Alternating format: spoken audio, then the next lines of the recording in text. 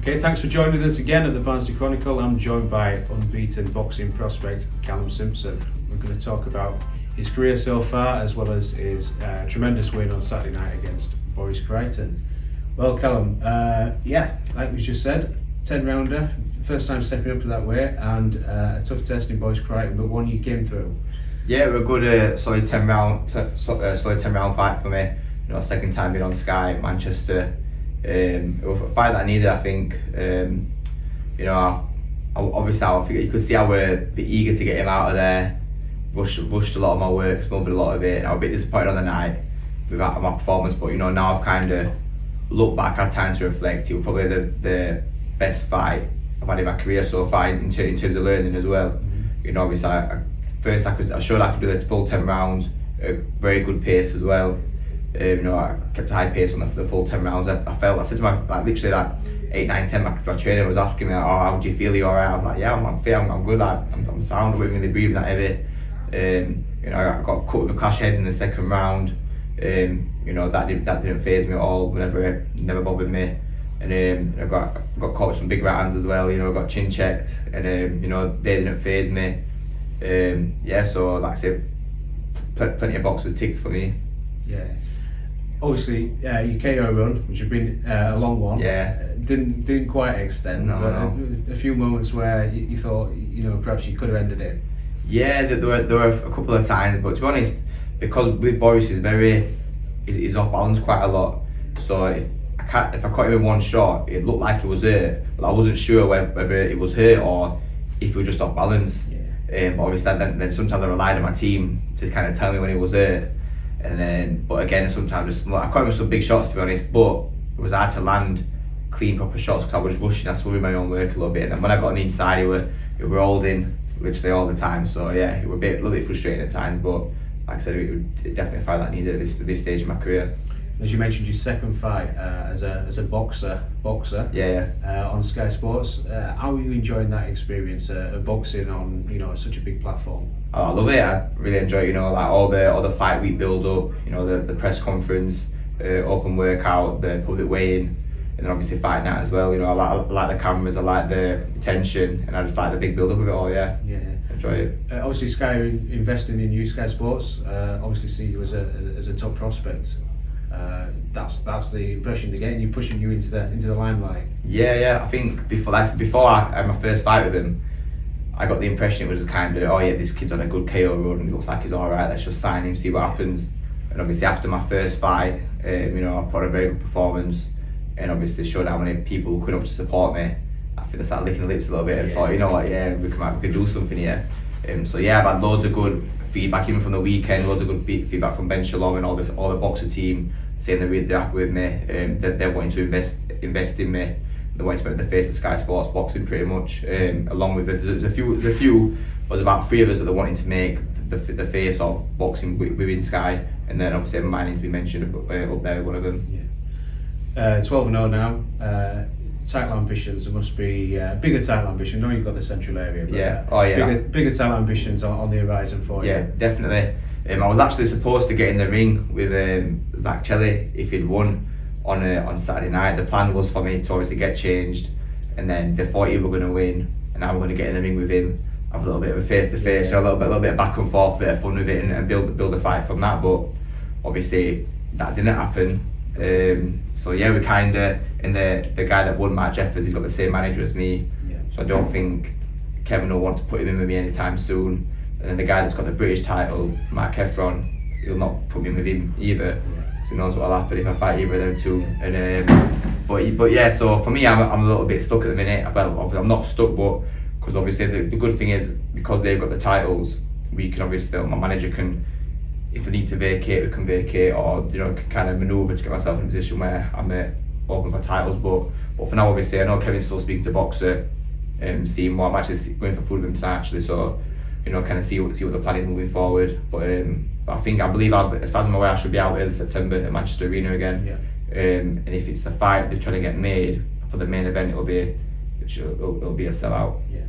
So you're potentially going another route then, maybe an international route, while I'm sure you'd love to be British champion. Yeah. But obviously you've got to wait for pieces to fall into place. Yeah, haven't you? so I made them aware that I want to go the traditional domestic route. I want the English next, British, and like Commonwealth European. However, I say it's not as easy as like I've been sad. I remember I was talking to you a few years ago and I was saying I want English end of this year. I want English end of this year. I want this. But maybe that's been me being a little bit naive, and it's not as easy as I can say I want to fight anyone. I want this title, but that's not always the case. There's a lot of business. It's a boxing's a business, and if it doesn't make the right business for them, then they're not gonna do it. But yeah, I just know that I just keep ready, and like I said, my ambitions are titles and big titles. Yeah.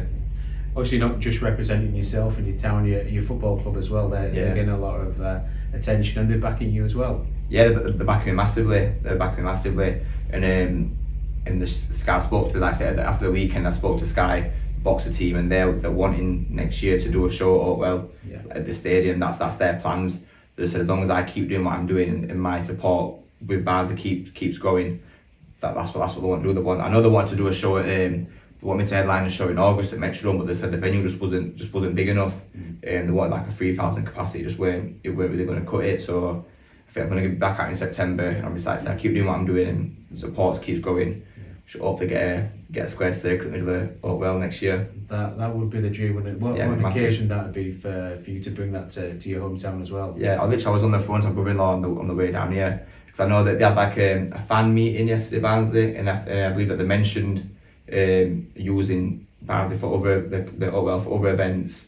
And I said to him, I hope they don't put a concert or anything on there first. I want to be I'll 100. How many years that stadium all now? How many years? 100 odd years. Yeah. It'd be amazing for me to be able to say like I'm the first one that's boxed there, the first one that's done like a non-football event there, and that I've been headlining it as well. Yeah. And there'd be there's a buzz at the minute in Barnsley, with the football and with like boxing and myself as well. Everyone's kind of in good spirits about it. So to be able to bring that to Barnsley, it'd be the wicked, like the fight week would be unbelievable, and the fight night would be unbelievable. It'd be class.